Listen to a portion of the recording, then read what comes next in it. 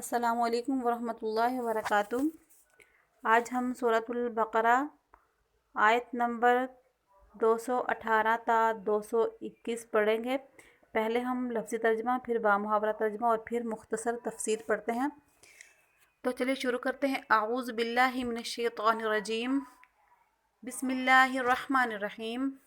ان الذین آمنوا والذین ہاجروا وجاہدوا فی سبیل اللہ اولئک یرجون رحمت اللہ واللہ غفور رحیم۔ انا بے شک الذین وہ لوگ جو کہ آمن و ایمان لائے، والذین اور وہ لوگ جو کہ ہاجروا جنہوں نے ہجرت کی، وجاہدوا اور جنہوں نے جہاد کیا، فی سبیل اللہ اللہ تعالیٰ کے راستے میں، اولئک وہی لوگ ہیں، یرجونا وہ امید رکھتے ہیں، رحمت اللہ اللہ تعالیٰ کی رحمت کی، واللہ اور اللہ تعالیٰ غفور الرحیم بخشنے والا ہے، رحم کرنے والا ہے۔ اب پیچھے بات ہو رہی تھی مرتد لوگوں کی کہ وہ ہمیشہ جہنم میں رہیں گے، کہ اگر انہوں نے کفر پہ ہی وفات پائی تو ان کے تمام وہ اعمال جو دنیا میں انہوں نے اچھے بھی کیے ہوں گے وہ بھی غارت ہو جائیں گے اور آگ کے ساتھی بن کر رہیں گے اور ہمیشہ اسی میں رہیں گے۔ اس کے برخلاف یہاں پہ ایمان والوں کی بات ہو رہی ہے کہ ایمان والے اور وہ لوگ جو ایمان لانے کے بعد جنہوں نے ہجرت کی اور اللہ کے راستے میں جہاد کیا، تو ان لوگوں کو اللہ تعالیٰ کی رحمت کی امید ہے اور اللہ تعالیٰ ان کو بخشنے والا ہے، رحم کرنے والا ہے۔ یعنی اگر کوئی غلطی ان سے ہو بھی گئی تو اللہ ان کو معاف فرما دے گا ایمان لانے کے بعد۔ یسألونک وہ سوال کرتے ہیں کا آپ سے، یسألون وہ سوال کرتے ہیں کا آپ سے، عن الخمر والمیسر وہ آپ سے شراب کے بارے میں اور جوئے کے بارے میں سوال کرتے ہیں۔ یعنی آپ صلی اللہ علیہ وآلہ وسلم سے وہ لوگ شراب اور جوئے کے بارے میں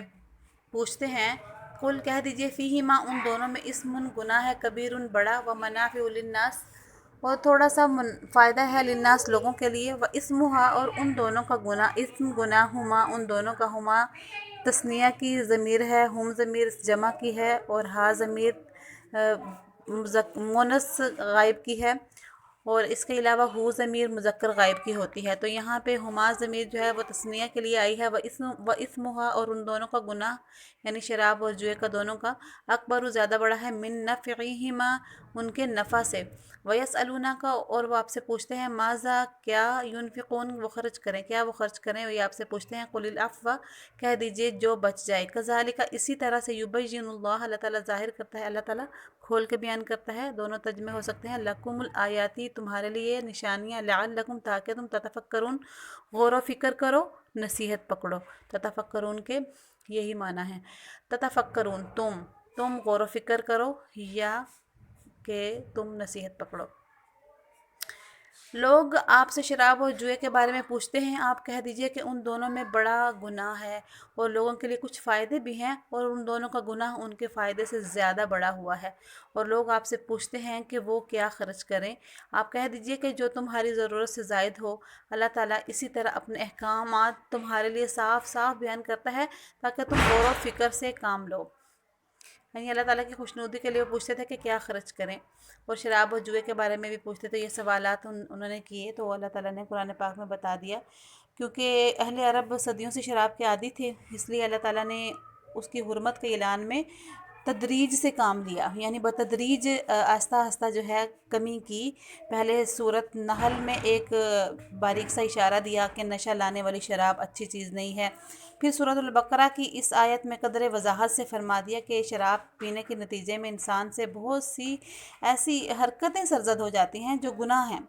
اور اگرچہ اس میں کچھ فائدے بھی ہیں مگر گناہ کے امکانات زیادہ ہیں۔ پھر سورۃ نساء میں یہ حکم آیا کہ نشے کی حالت میں نماز نہ پڑھو۔ بالآخر سورۃ مائدہ میں شراب کو ناپاک اور شیطانی عمل قرار دے کر اس سے مکمل پرہیز کرنے کا صاف صاف حکم دے دیا گیا۔ بعض صحابہ سے منقول ہے کہ انہوں نے صدقہ کا ثواب سن کر اپنی ساری پونجی صدقہ کر دی۔ آگے جو پوچھا ہے انہوں نے کہا کیا وہ خرچ کریں، یعنی اللہ کی رضا کے لیے وہ پوچھتے تھے کیا خرچ کریں، تو پھر یہاں پہ یہ جو آیت آئی ہے یہ اسی وجہ سے آئی ہے کہ ایک دفعہ صحابہ نے سارا صدقہ کا ثواب اتنا زیادہ ہے یہ سن کے، تو بعض نے پوری پونجی اپنی صدقہ کر دی، یہاں تک کہ اپنے گھر والوں کے لیے بھی کچھ نہ چھوڑا اور گھر والے بھوکے رہ گئے۔ اس آیت نے بتلایا کہ صدقہ وہی درست ہے جو اپنے گھر والوں کی ضرورت پوری کرنے کے بعد کیا جائے۔ چنانچہ حضرت صلی اللہ علیہ وسلم نے بہت سی حدیثوں میں اس پر زور دیا ہے کہ صدقہ اتنا ہونا چاہیے کہ گھر والے محتاج نہ ہوں۔ فی دنیا والآخرہ، اس فی دنیا والآخرہ کا پچھلی آیت کے ساتھ جو ہے اس کو ہم ریلیٹ کریں گے، جو یہاں پر لکھا ہے کہ کسی طرح سے اللہ تعالیٰ کھول کر بیان کرتا ہے تمہارے لیے نشانیاں تاکہ تم غور و فکر کرو، یعنی دنیا اور آخرت کی تمام چیزوں کی باتیں اللہ تعالیٰ نے کھول کھول کے تمہارے لیے، تمام معاملات جو دنیا کے بھی ہیں، جو آخرت کی یعنی دنیا اور آخرت کے جتنے بھی معاملات ہیں اللہ تعالیٰ نے قرآن پاک میں کھول کھول کے تمہارے لیے بیان فرما دیے ہیں، اور دنیا کی بھی جو تمہارے لیے بھلائی کی باتیں ہیں وہ بھی، اور آخرت کی جو بھلائی کی باتیں ہیں وہ بھی تمہارے لیے یہاں پہ لکھ دی گئی ہیں۔ وَيَسْأَلُونَكَ، اور وہ سوال کرتے ہیں کا آپ سے، عن الیتامی، یتیموں کے بارے میں، قل کہہ دیجئے، اصلاح لہم، ان کے لیے، خیر بہتر ہے، قل اصلاح لہم خیر، تم کہہ دیجئے کہ ان کے لیے اصلاح بہتر ہے، وَإِن تُخَالِطُوهُمْ فَإِخْوَانُكُمْ، وَإِن، اور اگر تخالطوہم تم ملا جلا لو ان کو، فَإِخْوَانُكُمْ، پس وہ بھائی ہیں تمہارے، واللہ، اور اللہ تعالیٰ، یعلم جانتا ہے، واللہ یعلم المفسد من المصلح، اور اللہ تعالیٰ یعلم جانتا ہے مفسدہ فسادی کو، من المصلح سلجھو سے، ولو، اور اگرچہ، شاء اللہ، اور اگر، ولو، اور اگر، شاء چاہتا اللہ تعالیٰ، لأعنتکم، تمہیں مشقت میں ڈال دیتا، البتہ تمہیں مشقت میں ڈال دیتا، ان اللہ، بے شک اللہ تعالیٰ، عزیز، وہ غالب ہے، حکیم، حکمت والا ہے۔ اس کا پہلے بامحاورہ ترجمہ کر لیتے ہیں، دنیا کے بارے میں بھی اور آخرت کے بارے میں بھی، یہ بات پچھلی آیت سے ریلیٹ ہے، تو یہ اس کا ہم نے اس کی تفسیر پڑھا دی ہے۔ اور لوگ آپ سے یتیموں کے بارے میں پوچھتے ہیں، آپ کہہ دیجئے کہ ان کی بھلائی چاہنا نیک کام ہے، اور اگر تم ان کے ساتھ مل جل کر رہو تو کچھ حرج نہیں، کچھ حرج نہیں، نہیں لکھا ہوا لیکن یہی مراد ہے، یہ اس کو بریکٹ میں کر لیجئے، وہ تمہارے بھائی ہی تو ہیں، اور خوب اللہ تعالیٰ جانتا ہے کہ کون معاملات بگاڑنے والا ہے اور کون سنوارنے والا ہے، اور اگر اللہ تعالیٰ چاہتا تو تمہیں مشقت میں ڈال دیتا، اور اگر اللہ تعالیٰ چاہتا تمہیں مشکل میں ڈال دیتا، یقیناً اللہ تعالیٰ کا اقتدار بھی کامل ہے، حکمت بھی کامل ہے۔ قرآن کریم میں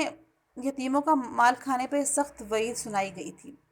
تو جب قرآن کریم میں یتیموں کا مال کھانے پہ سخت وعید سنائی تو بعض صحابہ نے، جن کی سرپرستی میں کچھ یتیم تھے، اتنی احتیاط کرنے لگے وہ کہ ان کا کھانا الگ پکوانے لگے اور انہیں الگ ہی کھلاتے، یہاں تک کہ اگر ان کا کچھ کھانا بچ جاتا تو خراب ہو جاتا، یعنی یہ جو ہے ایک نقصان ہو رہا تھا، اس میں تکلیف بھی تھی اور نقصان بھی تھا، تو اس سے آیت نے واضح کر دیا کہ اصل مقصد یہ ہے کہ یتیموں کی مصلحت کا پورا پورا خیال رکھا جائے، سرپرستوں کو مشکل میں ڈالنا مقصد نہیں ہے، لہٰذا ان کا کھانا ساتھ پکانے اور ساتھ کھلانے میں کوئی حرج نہیں ہے، ہاں شرط یہ ہے کہ معقولیت اور انصاف کے ساتھ ان کے مال سے ان کے کھانے کا خرچہ وصول کیا جائے، پھر اگر غیر ارادی طور پر کچھ کمی بیشی بھی ہو جائے تو معاف ہے، ہاں جان بوجھ کر ان کو نقصان نہ پہنچایا جائے۔ رہی یہ بات کہ کون انصاف اور کون اصلاح سے کام لے رہا ہے، تو کس کی نیت خرابی اللہ تعالیٰ خوب جانتا ہے، اچھی طرح جانتا ہے، وَلَا تَنْكِحُوا الْمُشْرِكَاتِ حَتَّى يُؤْمِنَّ، ولا، اور نہ، تنکحو، تم نکاح کرو، مشرکہ عورتوں سے، شرک کرنے والی عورتوں سے، حتیٰ، یہاں تک کہ یؤمنہ، وہ ایمان لے آئے، ولا امۃ مؤمنۃ خیر من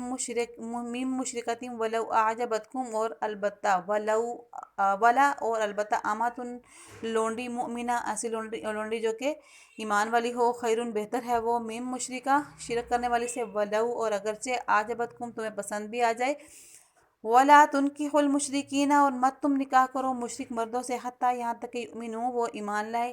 ولا عبد، اور البتہ غلام، مؤمن، ایسا ہے غلام جو کہ ایمان والا ہے، اور غلام مومن، خیرن، بہتر ہے، من مشرکن، مشرک مرد سے، شرک کرنے والے مرد سے، ولو اعجبکم، اگرچہ تمہیں پسند بھی آ جائے، اولئک، وہی وہ لوگ ہیں، یدعون، وہ پکارتے ہیں، الی النار، آگ کی طرف، واللہ، اور اللہ تعالیٰ، یدعو، وہ پکارتا ہے، الی الجنہ، جنت کی طرف، والمغفرہ، بِإِذْنِہ، اپنے حکم سے، مغفرت، اور اپنے حکم سے مغفرت کی طرف پکارتا ہے، وَيُبَيِّنُ، اور وہ کھول کے بیان بھی کرتا ہے،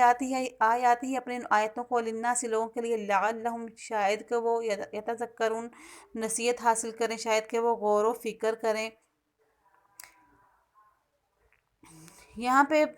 بامحاورہ ترجمہ ہے کہ اور مشرک عورتوں سے اس وقت تک نکاح نہ کرو جب تک وہ ایمان نہ لے آئیں، یقیناً ایک مومن باندی کسی بھی مشرک عورت سے بہتر ہے، خواہ وہ مشرک عورت تمہیں پسند آ رہی ہو، اور اپنی عورتوں کا نکاح مشرک مردوں سے نہ کراؤ جب تک وہ ایمان نہ لے آئیں، اور یقیناً ایک مومن غلام کسی بھی مشرک مرد سے بہتر ہے، خواہ وہ مشرک مرد تمہیں پسند آ رہا ہو۔ یہ سب دوزخ کی طرف بلاتے ہیں، جبکہ اللہ تعالیٰ اپنے حکم سے جنت اور مغفرت کی طرف بلاتا ہے، اور اپنے احکام لوگوں کے سامنے صاف صاف بیان کرتا ہے تاکہ وہ نصیحت حاصل کریں۔